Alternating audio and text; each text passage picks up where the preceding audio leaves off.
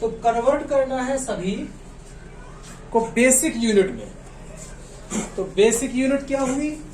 तो जैसे पिकोमीटर की बेसिक यूनिट मीटर हुई, माइक्रोसेकंड की सेकंड हुई, और मिलीग्राम की क्या होगी? केजी में।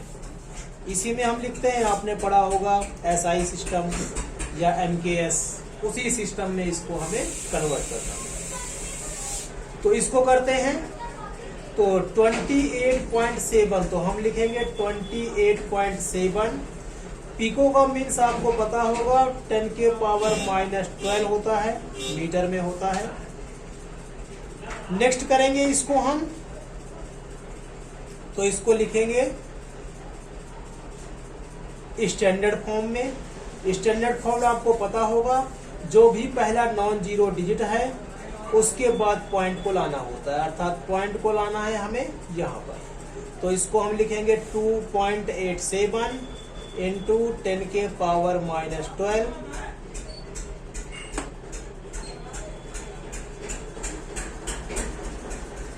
अब पॉइंट को हम इधर ले गए हैं, इधर लेने का मतलब इस नंबर को छोटा किया है।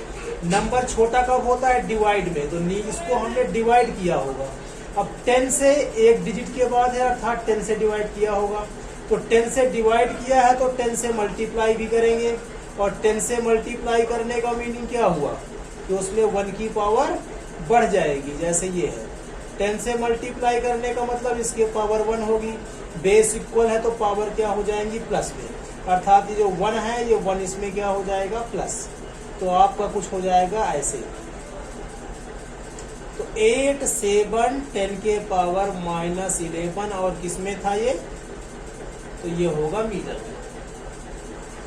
नेक्स्ट है आपका माइक्रो सेकेंड का। तो माइक्रो सेकेंड को हम क्या लिखेंगे?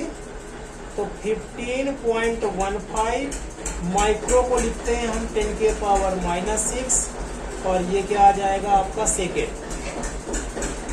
फिर से वही काम स्टैंडर्ड फॉर्म में लाना है, पॉइंट को इधर ले जाना है, तो 1.5, बाकी जितना पीछे का है वो सेम ही रहेगा, -6।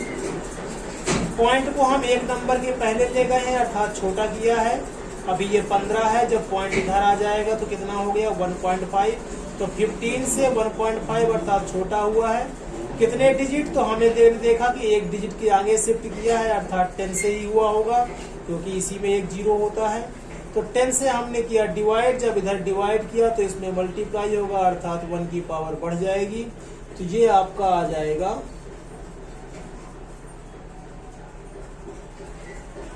सेकेंड। नेक्स्ट है आपका मिलीग्राम।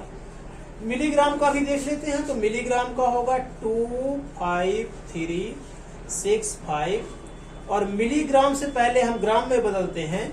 तो 1000 मिलीग्राम इक्वल टू होता है आपका 1 ग्राम, अर्थात 1000 का मतलब हुआ 10 के पावर 3, और चूंकि ये ऐसा नहीं है, ये ऐसा है 1 मिलीग्राम इक्वल टू, तो 1000 कहाँ आएगा आपका? नीचे, जिसको हम लिख सकते हैं 10 के पावर -3। किसमें आ गया? ग्राम में। अब ग्राम से हमें फिर किस में कन्वर्ट करना है? इसको किलोग्राम में, क्योंकि हमें आंसर किस में लाना है? किलोग्राम में। बेसिक यूनिट क्या होती है? एसआई सिस्टम, एमकेएस सिस्टम में क्या होती है? तो किलोग्राम ही होती है। तो 365 10 के पावर -3, और जब 1 ग्राम को किलो में कन्वर्ट करते हैं तो हमें पता है कि 1 किलोग्राम इक्वल टू 1000 ग्राम। तो यदि हम ग्राम को करेंगे किलोग्राम में तो 1000 कहाँ आ जाएगा? नीचे। 1000 को लिखेंगे हम 10 के पावर 3, और इसी को ऊपर लिखेंगे तो आ जाएगा -3। केजी इक्वल टू 1 ग्राम। तो 1 ग्राम को हम क्या लिखेंगे? इस तरह से लिखेंगे, तो 10 के पावर -3 केजी। आगे सॉल्व करेंगे तो ये आ जाएगा आपका 25365 इंटू 10 के पावर -6 केजी।